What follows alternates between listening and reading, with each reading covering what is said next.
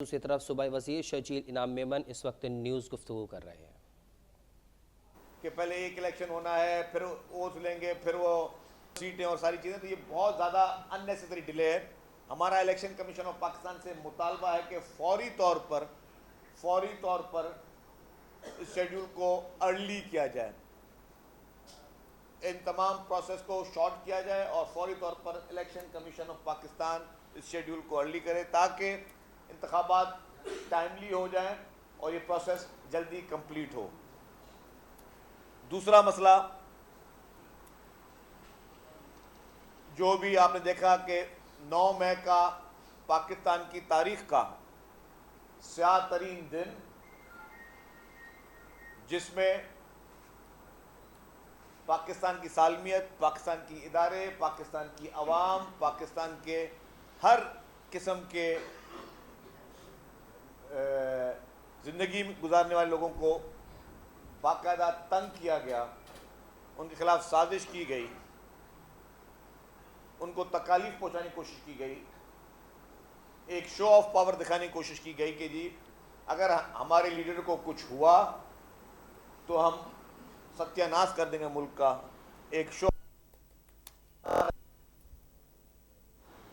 एक बदमाशी दिखाई गई और उसके बाद वो जितने भी भड़के मारने वाले लीडर अब आप देख रहे हैं, कोई आपको रोते हुए नजर आ रहा है, कोई आपको अफसोस करते हुए नजर आ रहा है, कुछ लोग अपने बयानात बदल रहे हैं, कुछ पार्टियां बदल रहे हैं, कुछ लोग पार्टियां छोड़ रहे हैं।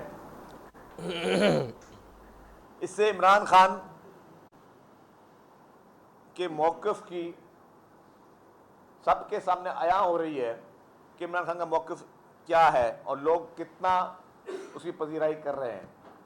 जितने भी लोग 2018 बोरियां भर भर के लाए गए थे, जहाज भर भर के लाए गए थे, उसी स्पीड में लोग पीटीआई को छोड़ रहे हैं।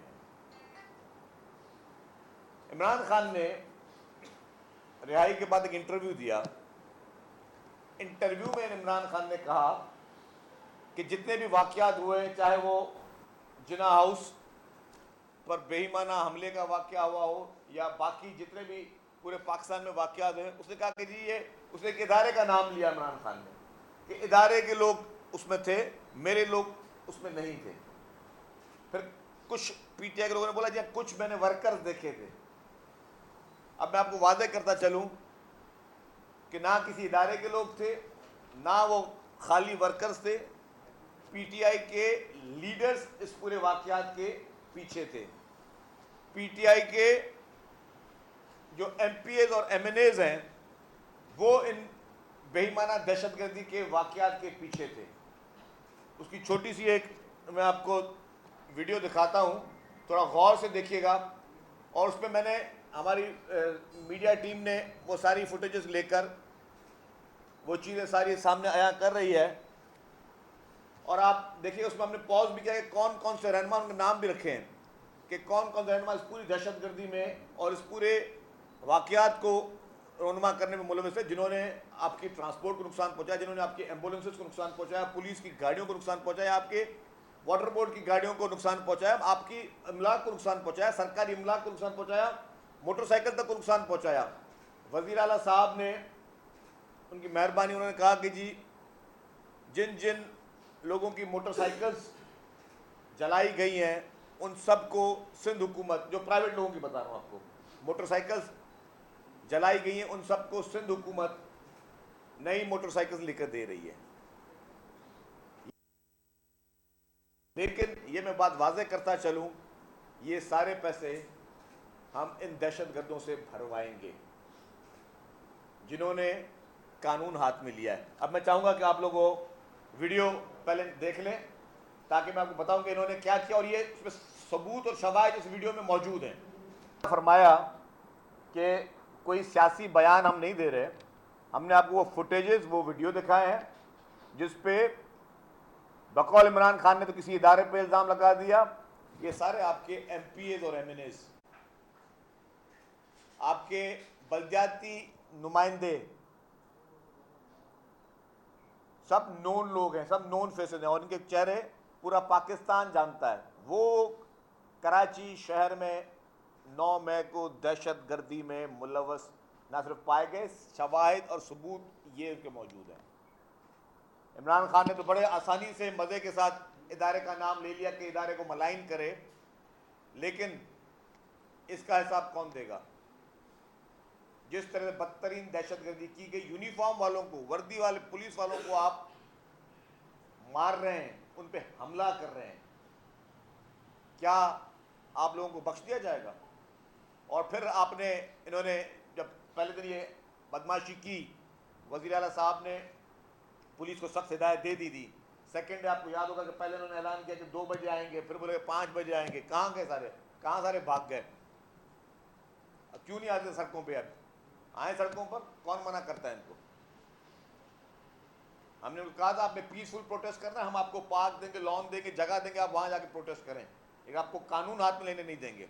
और जिस तरीके से बदतरीन तरीके से कानून हाथ में लिया गया, इमलाक को नुकसान पहुंचाया गया, लोगों को, मासूम लोगों की मोटरसाइकिलों को आपने जलाया, जिन लोगों की प्राइवेट मोटरसाइकिलें हैं, जिन लोगों का रोज खाने रोज कमाने वाले लोग जो हैं उनके साथ नुकसान पहुंचाया, आपने ट्रांसपोर्ट को नुकसान पहुंचाया, आपने बसेस को नुकसान पहुंचाया। क्योंकि इमरान खान के पास अपनी गाड़ियां मौजूद हैं, वो बसेस में सफर नहीं करता। इमरान खान की बीमार होगा तो वो अपने गाड़ी में हॉस्पिटल जाएगा। एम्बुलेंसेस को आपने नुकसान पहुंचाया, आपने सारी इमलाक को नुकसान पहुंचाया। ये सब जो नुकसान पहुंचाया गरीब का पहुंचा है, अमीर को नुकसान नहीं पहुंचा है। और जिस तरह बदतरीन दहशतगर्दी की गई, उसके बाद इनमें से किसी की कोई बख्शिश नहीं है। अगर कोई ये समझ रहा है कि वो किसी से माफ़ी तरले करके या किसी से ये बोल के कि जी हमें छोड़ दिया जाए, नहीं, ये जो लोग इन वीडियोस में मौजूद हैं, जो लोग इस दहशतगर्दी में मौजूद हैं, जिन जिन लोगों ने इमलाक को नुकसान पहुंचाया है, उनको किसी सूरत में उनकी बख्शिश हुकूमत नहीं करने देगी। और पीटीआई जो कि एक दहशतगर्द तंजीम बन चुकी है, इस्टेब्लिश हो चुकी है, कि जिस तरीके से ये तर्ज सियासत पाकिस्तान में कोई भी कौमी जमात नहीं करती। किसी कौमी जमात का ये काम नहीं है कि आप पाकिस्तान में इस तरीके की सियासत करें। इस तरीके की सियासत से कोई भी आपको अप्रिशिएट नहीं करेगा। और इमरान खान जो सिर्फ और सिर्फ अपने फ़र्द वाहिद के लिए जीता है, अपनी फैमिली के लिए जीता है, और पूरे पाकिस्तान में किसी की उसको कोई परवाह नहीं है। ये शख्स पूरे मुल्क की सालमियत को उसने दाव पे लगाया, मुल्क की इकॉनमी को उसने दाव पे लगाया। मुल्क का आज ये जो हशर हुआ है, 2018 से लेकर 2022 तक जो उसने इकॉनमी की तबाही की, उसकी और कोई मिसाल नहीं मिलती। हमने हमेशा ये कोशिश की कि सारी जमातें साथ मिलकर कौम के लिए, मुल्क के लिए कुछ कर सकें, लेकिन इस शख्स की इक़्तिदार की हवस और लालच ने, इसने हर वो रेड लाइन क्रॉस की है जिसकी कहीं पे इजाज़त नहीं दी जा सकती। अपने मुल्क में अपने इदारों को निशाना बनाना, अपने पॉलिटिकल लोगों को निशाना बनाना, अपने कॉलीग्स को निशाना बनाना, और आज वो कॉम्प्रोमाइज़ किस चीज़ पे कर रहा है? उसके अपने पार्टी के लोग जेलों में पड़े हुए हैं। मैं वही कहता हूँ कि इमरान खान के पीछे खुदा का वास्ता लोग ना चलें। सऊदी अरब में लोग 10-10 साल की सज़ा खा गए इमरान खान के पीछे चलते हुए। यहाँ पे मासूम लोगों को उसने सड़कों पर लेकर आया इमरान खान, और ख़ुद अपने बच्चे उसके बाहर बैठे थे। अगर इस तरह के मुजाहरे उसको करने थे जिसमें ये ख़वातीन और बच्चे, और आगे जो ह्यूमन शील्ड करके इस्तेमाल कर रहा है, हर जगह पे आपको ख़वातीन और बच्चों को उसने ह्यूमन शील्ड करके आगे लेकर आया, तो इसके अपने घर की ख़वातीन, इसके अपने घर के बच्चे जो कि बाहर बैठे हुए हैं, वो यहाँ पे आगे खुद तहरीक चलाते हैं ना। तो कौम खुदा के वास्ते आंख खोले, ऐसे शख्स, बहरूपी शख्स के कहने पे ना चले, जो सिर्फ आपको इस्तेमाल कर रहा है, हुसूल इक़्तिदार के लिए आपको इस्तेमाल कर रहा है, अपनी ज़ाती अना के लिए आपको इस्तेमाल कर रहा है। इससे सबको आंखें खोलनी चाहिए। और केसेस की जहां तक बात है, करप्शन के संगीन तरीन मुकदमात इमरान खान के ऊपर चल रहे हैं, संगीन तरीन मुकदमात, जो कि मुकदमात ओपन एंड शट केस हैं, जिसको अब वो उनके लोग, मैं टॉक शो में बैठा था, कहा, उनसे हमने सवाल पूछा, सदाकत अब्बासी साहब की बात कर रहा हूं मैं, सवाल पूछा कि जी जो पैसे हुकूमत के पास आने थे वो कोर्ट में कैसे गए? तो बोला क्या हो गया, वो भी हुकूमत का अकाउंट है, वो भी हुकूमत का अकाउंट है, वापस मंगवा लें। मतलब ये सोच है, क्या हुकूमत इस तरह चलती है? कह रहे जी वो भी हुकूमत का अकाउंट वापस मंगवा लें। आपने जिन लालच पे ये गलत गैर आईनी गैर कानूनी फैसले किए वो नहीं कर सकते। मैं सिंध हुकूमत के एक महकमे का पैसा दूसरे महकमे के अकाउंट में जमा नहीं करा सकता, और ना कोई महकमा जमा करेगा उसका पैसा। ये आपने फेडरल गवर्नमेंट के का अकाउंट के पैसे जो फेडरल गवर्नमेंट के अकाउंट में जो ट्रेजरी में आने थे वो आपने सुप्रीम कोर्ट के अकाउंट में जमा करा नहीं सकते थे आप, और वो सबूत और शवाहिद सुप्रीम कोर्ट के पास मौजूद हैं। जिस कोर्ट ने इमरान खान को out of the way favour दिया वो सबूत उनके अपने अकाउंट में मौजूद है, कहीं और जाने की जरूरत नहीं थी। बेल तो सवाल ही नहीं पैदा होता, 100% कन्विक्शन का केस है। इसमें सुप्रीम कोर्ट ने किसी प्रोसिक्यूटर को बुलाने की जरूरत नहीं है। इस केस में सुप्रीम कोर्ट ने किसी नैब को बुलाने की जरूरत नहीं है। इसमें किसी अटॉर्नी जनरल को बुलवाने की जरूरत नहीं। ये वो केस है जिसमें सुप्रीम कोर्ट सिर्फ अपने बैंक बैलेंस निकाल ले, अपना सुप्रीम कोर्ट का अपने अकाउंट बैलेंस निकाले, बोले जी ये पैसे कहां से आए, और सवाल निशान लगा के फेडरल गवर्नमेंट से पूछिए भाई ये पैसे कहां से आए। पता चलेगा जी इमरान खान ने अल कादर ट्रस्ट की जो करप्शन है, गबन है, उसके एवज ये पैसे यहां जमा करवाए, और वहां पे सजा की 100% कन्विक्शन पक्की है। इसमें ना कोई सबूत चलना है, ना कोई गवाह चलना है, ना किसी गवाही की जरूरत है। इसके बावजूद unfortunately out of the way Imran Khan को फेवर दिया गया। मैं आज भी देख रहा हूं जिस तरह गिरफ्तारियां इन वीडियोस के बाद हुई हैं, तो जमानतें भी जो है वो थैले भर भर के दी जा रही हैं। हमें तो 2-2 साल तक जमानतें नहीं मिल रही थी। आगा सयाद साहब को 4 साल हो गए, अभी तक जमानत नहीं मिल रही है। ये आज भी सुना है कि शाह महमूद कुरैशी को जमानतें मिल रही, सबको जमानतें धड़ाधड़ मिल रही हैं। 2-2, 3-3 दिन तक ये जेल में रहते हैं और जमानतें हाजिर हैं। हमारे दौर में तो जमानतें बहुत सख्त थी भाई, बहुत मुश्किल थी। इनके लिए तो चांदी आई हो। तो ये भी जो दौरा मयार चल रहा है इसको भी बंद होना चाहिए। ये दौरा मयार खतरनाक मैसेज देता है। ये दौरा मयार ये मैसेज देता है कि आप मुल्क की, हमारे पीपुल्स पार्टी की टॉप लीडरशिप को सालों साल जेलों में रखे, उनके लिए जमानतें नहीं है, लेकिन लाडलों के लिए और लाडलों के चहीतों के लिए भी जमानतें मौजूद हैं, और यूं बट रही हैं। होलसेल में जमानतें मिल रही हैं, जो कि बायसे तशवीश है। और फिर मैं बोल रहा हूं कि ये गलत मैसेज दिया जा रहा है। आप पाकिस्तान में गलत मैसेज दे रहे हैं आप, कि मखसूस तबके के लिए आउट ऑफ द वे कोई इदारा आ गया जाता है, और बाकी लोगों के लिए आंखें बंद, सब चीज़ें कान बंद, और उनको तकालीफ में छोड़ दिया जाता है। ये मैसेज भी आप बहुत बुरा दे रहे हैं लोगों को, मुल्क की आवाम को। इस मैसेज को भी बंद होना चाहिए। गवर्नमेंट ने अगर किसी को एमपीओ में गिरफ्तार किया है 30 डेज का, वो बाय लॉ होता है। एमपीओ भी कानून में मौजूद है। एमपीओ कोई ये नहीं कि किसी फर्द वाहिद ने कोई कानून अपना नया बनाया है। तो आप एमपीओ के कानून को उड़ा देना। अगर आप समझ रहे हैं कि एमपीओ में किसी ने वो गलत इस्तेमाल हो रहा है तो एमपीओ को उड़ा देना। आप उनको किस तरह बेल दे सकते हैं लोगों को? फिर भी अगेन ये क्वेश्चन मार्क है कि इस तरीके से इनके लिए इतवार बाजार खुला हुआ है जमानतों का भी, जो कि सवाल निशान भी है, बायस तशवीश भी है। हम ये मुतालबा करते हैं कि इस मुल्क में 22 करोड़ आवाम को एक नज़र से देखा जाए। जो भी लोग बैठे, हमारा किसी से कोई लड़ाई झगड़ा नहीं है।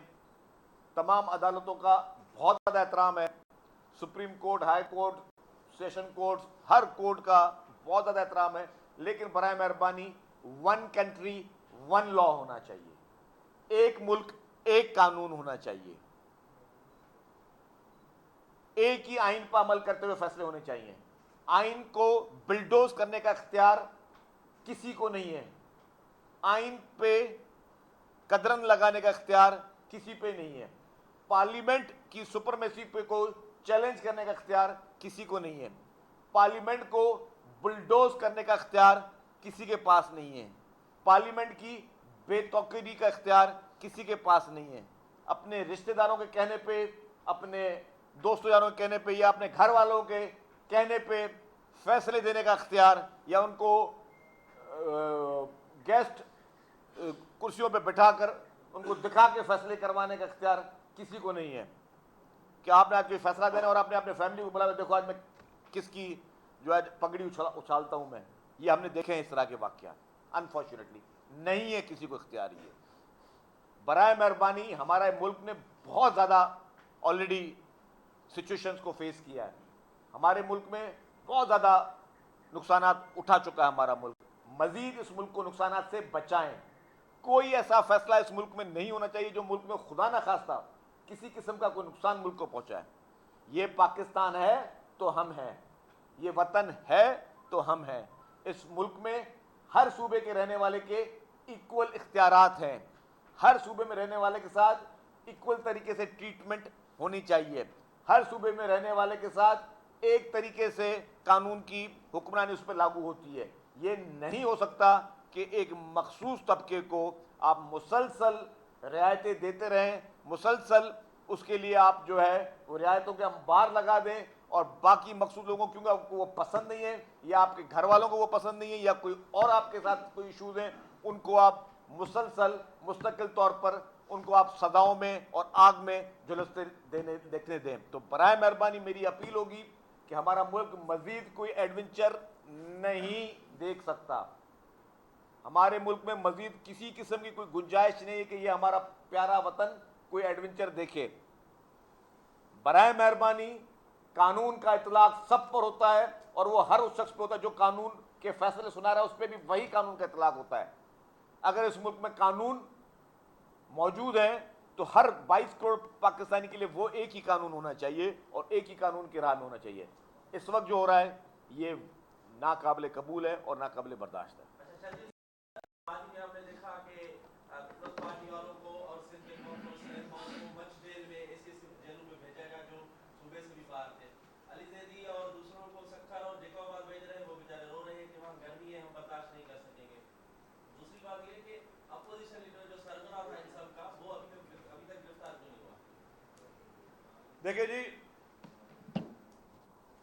पीटीआई के वो लोग जो दंगे फसाद में मुलविस थे, जिनकी वीडियो मौजूद, अब तो कोई सवाल नहीं रहता ना, ये कोई वीडियो मैंने कोई एडिट करके नहीं बनाई हुई है, इसकी जहाँ पे फॉरेंसिक कराना है दुनिया के किसी भी जगह पे करा लें।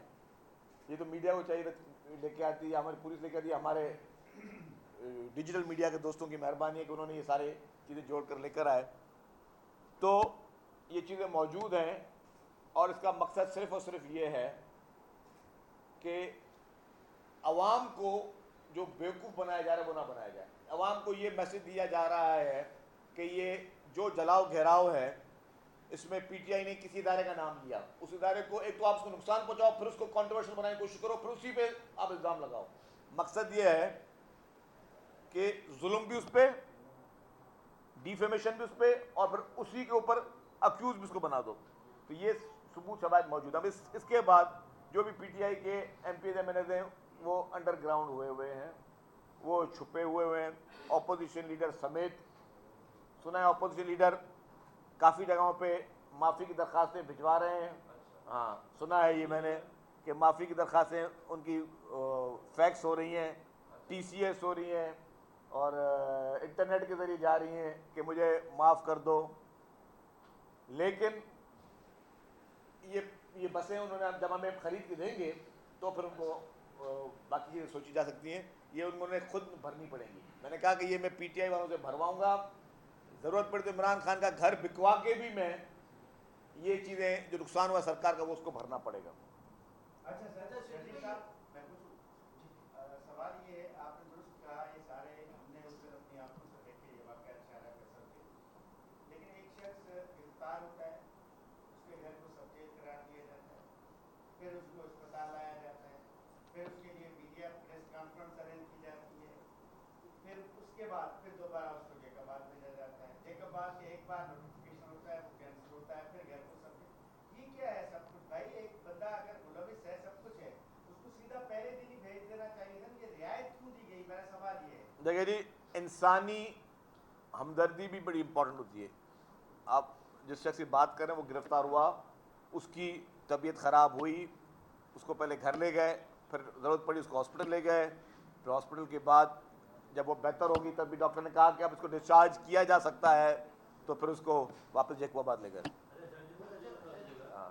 एक बात सामने आई है कि नेशनल सिक्योरिटी काउंसिल की मीटिंग में चेयरमैन बिलावल भुट्टो जरदारी ने फौजी अदालतों में इन दहशतगर्दों पर मुकदमा चलाने की सख्ती से मुखातिब की है और कहा है कि सियासी लोग हैं ये मुकदमा पाकिस्तानी अदालतों में चलाया जाए, जो भी जिम्मेदार है ना उनको सजा मिले। इस हवाले से कुछ सख्ती या तनकीद? देखिए जी, मैं नेशनल सिक्योरिटी काउंसिल की मीटिंग में नहीं था, मुझे ऑनेस्टली स्पीकिंग का पता नहीं है। मैं सीएम साहब थे वहाँ पे, तो चीफ मिनिस्टर साहब से मेरी मुलाकात आज होगी, तो मैं उनसे पूछ लेता हूँ एग्जैक्टली क्या हुआ है, फिर मैं आपको उस पर बता सकता हूँ। साहब एक जाने दोहरे म्यार के हवाले से अदालत पे एतराज कर रहे हैं कि उन्होंने एक मैच और जमानतें थी, जमानतें दे रहे हैं। दूसरी जानिब आप लोग को दोहरा म्यार है, कोई 5-10 हज़ार रुपये से ज़्यादा लोग कहती हैं, अगर वो सब एप्लीकेशन में हमारी तबियत खराब है आप सबको हाउस अरेस्ट या ऑपरेट कर देंगे, ये सिर्फ मखसूस लोगों के लिए है ना, मतलब नज़र आता है। तो आप लोग ये जिन जब पेश करते हैं ना कि तबियत खराब थी, तो पता नहीं कितने कैदी रोज बीमार होते होंगे, तबियत खराब में लोग मर भी जाते हैं जेल में, तो उन सबको आपसे सहूलतें कोई एप्लीकेशन जमा करा? मेरे भाई, हमने खुद लॉ बनाया है, उस लॉ का मैं ज़ाती तौर पे हिस्सा रहा हूँ। अब हमने ये लॉ बनाया है और ये मौजूद है लॉ, और ये वाहिद लॉ है सिंध हुकूमत ने जो बनाया है। हमने जो रिक्रिएशनल फैसिलिटी का नाम रख दिया है जेलों का, अब वो जेल नहीं है, करेक्शनल रिक्रिएशनल फैसिलिटीज़ जो हैं, करेक्शन फैसिलिटीज़ हैं वो।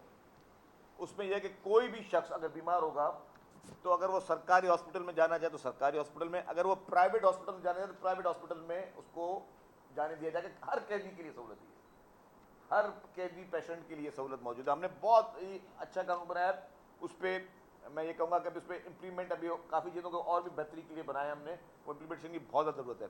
और उसमें हमने एक कमेटी थी पार्लियामेंट की, जिसमें मैं भी मेंबर था, जावेद हनीफ साहब मेंबर थे, फिरदौस शमीम नकवी साहब मेंबर थे, ये सब लोग मेंबर्स थे, और सबकी मौजूदगी में ये हमने कानून बनाया। मिलजुल कर यूनानिमसली ये कानून पास हुआ कि हम कैदियों के लिए बेहतर से बेहतर सहूलियात दें। एक भैया वो दूर मेरा भाई बेटा, कांग्रेस के शासक अरमान ने खत लिखा है और पाकिस्तान में जो अमन की सूरत हाल है, खासतौर पर जो सियासी माहौल बना हुआ है, मुतशद्दिद सूरत हाल, उस पर तशवीश का इजहार किया है, उस पर क्या कहेंगे? ये पाकिस्तान के अंदरूनी मामलात में मुदाखलत की है। आप जो कह रहे हैं कि जी बाहर किसी मुल्क से खत आया है कि जी पाकिस्तान की सियासी सूरत हाल में तशवीश की है, तो ये मेरी चीज़ की तायद नहीं कर रही कि इमरान खान के लिए लॉबियस्ट दुनिया में काम कर रहे हैं। उन लॉबियस्ट की डिटेल आ चुकी हैं, इमरान खान का और उसके लॉबियस्ट का।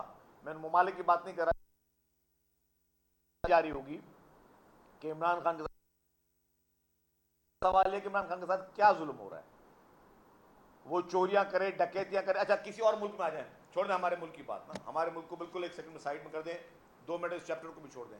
दुनिया के किसी मुल्क में किसी प्राइम मिनिस्टर के लिए ये आ जाए कि उसकी पॉलिटिकल पार्टी गैर मुल्की जगहों पर से फंडिंग लेती है, मेरा एक पहला सवाल है। और पाकिस्तान के लॉ में अलाउ नहीं है, ये भी बता दूं, पाकिस्तान के लॉ में इसकी परमिशन ही नहीं कि किसी गैर मुल्की आप शख्स से या मुल्क से या के लिए जब ये इस्टेब्लिश हो जाए, अकाउंट डिटेल आ जाए, मतलब ये बिल्कुल एक वो चीज़ है जिसमें वो खुद इमरान खान भी डिनाई नहीं कर रहा ना। एक तो इल्ज़ाम होता है ना, एक होता है इल्ज़ाम कि जी मैंने आप पर इल्ज़ाम लगाया, वो इल्ज़ाम पे इमरान खान खुद डिनाई नहीं कर रहा कि हाँ, वो बोलते हैं हाँ हमें फॉरेन फंडिंग आई है और हमारे मुल्क में ममनून है। तो अगर ये वाक़या दुनिया के किसी मुल्क में, तहजीबी याफ्ता तरक्की याफ्ता मुल्क में ये वाक़या पेश, कि कानून क्या करता, 5 मिनट में जेल में डालता उसको, 5 मिनट में जेल में। तो मैं वही कह रहा हूं कि अनफॉर्चुनेटली इसको हमने इतनी राहतें दे दी हैं ना, तो अब उसके बड़े बड़े क्राइम भी जो ना हमें सब चुप हैं।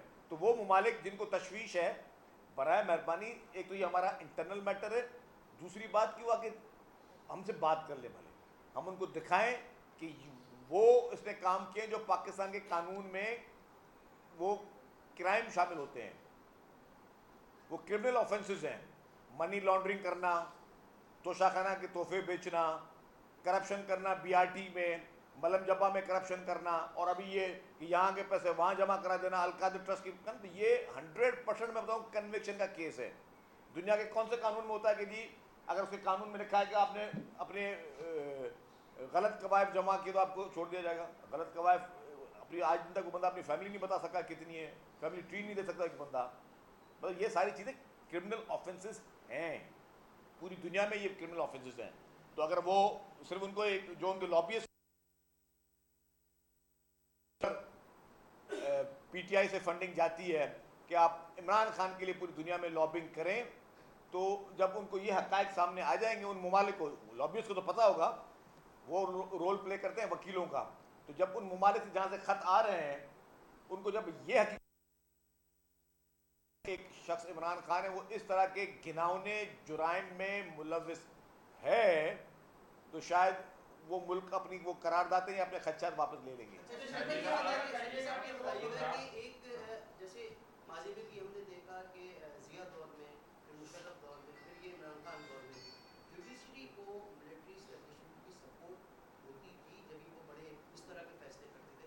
और अभी जो आप बार बार कह रहे हैं कि जिस एक ही निगाह से देखें, तो अब किस ग्रुप की उनको सपोर्ट है जुडिशरी को, या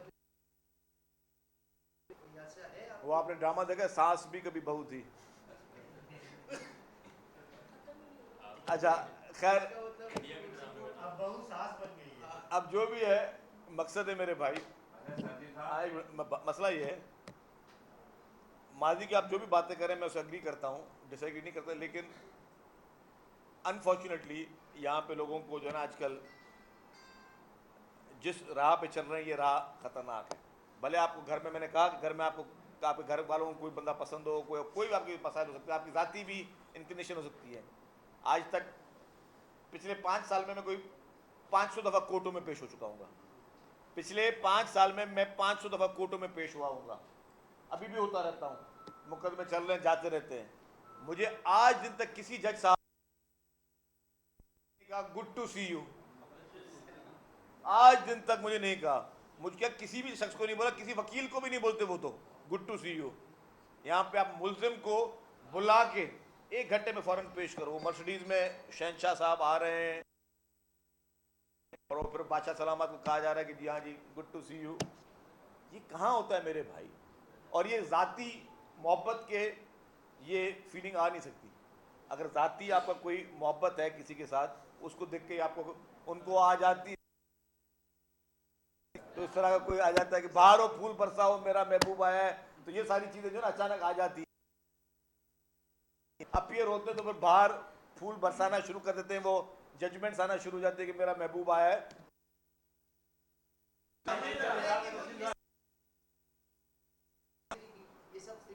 मैं नहीं कह सकता कुछ, मुझे नहीं पता, अगर ऑनेस्टली नहीं पता, अगर मुझे पता होता शायद तभी।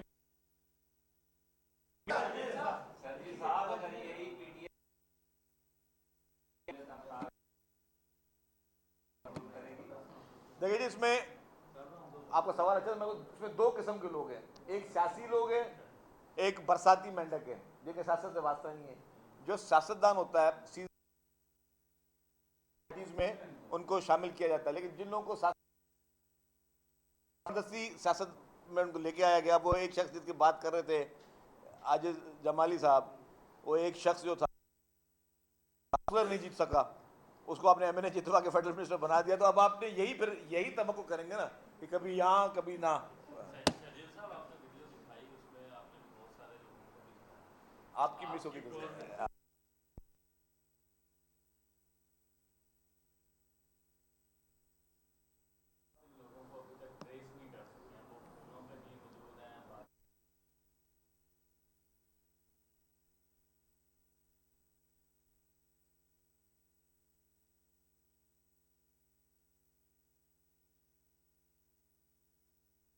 फोन बंद करके बैठे हुए हैं। मुझे नहीं पता।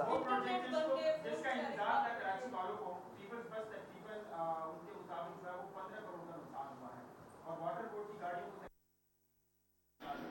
आप ये कह रहे थे खान साहब से वसूली को यकीनी बनाएंगे, उसको भी कोई प्रोसेस है या नहीं? देखिए वसूली को यकीनी बनाएंगे। ये हमने पीपल्स बस सर्विस पे तो हमने एफआईआर कटवा दी है। मैं कोशिश करूंगा कि इस एफआईआर को परसू किया जाए, और हो भी रहा है, गवर्नमेंट भी कर रही है। जैसे ही तखमीने आ गए हैं तो डेफिनेटली ये नहीं है कि किसी को सजा देनी है, सजा तो आप भले उसकी क्राइम की दो, लेकिन जो नुकसान हुआ है हर बार क्यों सरकार भरती रहेगी? एक पॉलिटिकल पार्टी पूरे खुदा न खादा पूरे मुल्क को आग लगा दे और सरकार को बोल के भर के दे दे। जैसे मैंने आते ही ऐलान किया कि जो मोटरसाइकिलें गरीब लोगों की जलिए सरकार भर के देगी, लेकिन सरकारें मतलब क्या करती रहेगी? मतलब कि मैं जलाता रहूं, आप ठीक करते जाएं। मैं चीज़ें ख़राब करता रहूँ, आप ठीक करते जाएं। मैं खुदा न खास्ता ये कैमरा किसी का तोड़ दूँ, बोलूँ जी कि टीवी वाले बनाएंगे, क्यों बनाएंगे? अगर मैंने तोड़ा तो मुझे बनाना चाहिए ना। अगर मैंने कोई चीज़ गलत काम किया तो उसको भुगतना भी मुझे चाहिए, उसको भरना भी मुझे चाहिए। इसी तरीके से जिन्होंने ये चीज़ें अभी तो हम भर रहे हैं, जिनको मोटर, अब वेट नहीं करेंगे, जिन लोगों की मोटरसाइकिल गरीबों की, बेचारे अपने रोजगार पे जाते होंगे, अपने काम के लिए जाते होंगे, कोई पता नहीं अपनी फैमिलीज को लेके जाता हो, अपने बुजुर्गों को हॉस्पिटल लेके जाता होगा। हर शख्स के 100 किस्म की चीज़ें हैं। तो ये सारी चीज़ें हम दोबारा खरीदेंगे, खरीद के लोगों को देंगे, लेकिन जिनसे भरवाना है उनके अच्छों से भी भरवाएंगे। शहीद साहब ये बताइएगा, माजी में जो कराची शहर में एहतजाज हुआ जिसमें 12 मई था, मोहतरमा की शहादत में काफी नुकसान हुआ था इमलाक को उस वक्त भी, तो उस वक्त के जो मुतासरीन थे, आप समझते हैं कि वो भी आपसे रुजू कर सकते हैं कि उस वक्त हम भी मुतासर हुए थे, हमारी मोटरसाइकिलें भी जली थी, गाड़ी जली थी, उन्हें भी सिंध गवर्नमेंट इसको मुआवजा देगी? देखिए जी, सिंध गवर्नमेंट ने हमेशा वो मुआवजे दिए हैं। मैं आपको बता दूं, यहाँ पे बोल्टन मार्केट जलाई थी पूरी, याद है आपको? बोल्टन मार्केट जलाई गई थी, टिम्बर मार्केट जल गई थी, ठीक है। जितने नुकसान हो थे सिंध गवर्नमेंट ने भरे थे। बोल्टन मार्केट वालों को प्रेसिडेंट आसिफ अली ज़रदारी साहब थे, उन्होंने चैम्बर ऑफ कॉमर्स को सारे पैसे, उन दुकानदारों को जलाई गई थी, हुकूमत सिंध ने पैसे भर के दिए थे। टिम्बर मार्केट पर जली थी, मैं खुद इंडस्ट्रीज मिनिस्टर था उस वक्त। एक एक पैसे हमने उनको दिए, साइट वालों को हमने पैसे दिए, उन्होंने सारे खर्चे करने के बाद वापस पैसे हमें सिंध गवर्नमेंट को वापस किए कि ये बच गए। तो गवर्नमेंट ऑफ सिंध, अल्हम्दुलिल्लाह, पीपुल्स पार्टी की अवामी हुकूमत हमेशा हर मुतासरीन का ख्याल रखती है। Thank you. सिंध के वज़ीर इत्तलात शजील इनाम मेमन कराची में प्रेस कॉन्फ्रेंस कर रहे थे। उनका कहना था कि PTI के कुछ लोग बयानात बदल रहे हैं। 9 मई को बदमाशी दिखाई गई, 9 मई को पाकिस्तान के अवाम को तकलीफ पहुँचाने की कोशिश की गई। जो लोग दहशतगर्दी में मुलव्वस हैं उनको किसी सूरत बख्शा नहीं जाएगा। पुरतशद्दुद वाक़यात के पीछे